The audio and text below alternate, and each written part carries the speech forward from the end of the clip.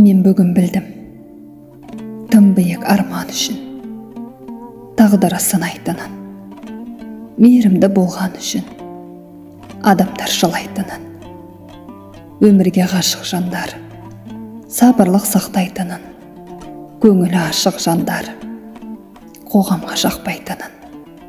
Мен бүгін білдім, бастан бақ көшіргенмен адамның көнетінін, тым ұзақ кешіргеннен жүректің өлетінін, адалдық құнсызданып, арамдар ұтатынын, кеудемнің үнсіз қалып, көз жасын жұтатынын, жүректің кешірмеген, түбіме жететінін, тіршілік кешуменен өмірдің өтетінін мен бүгін білдім.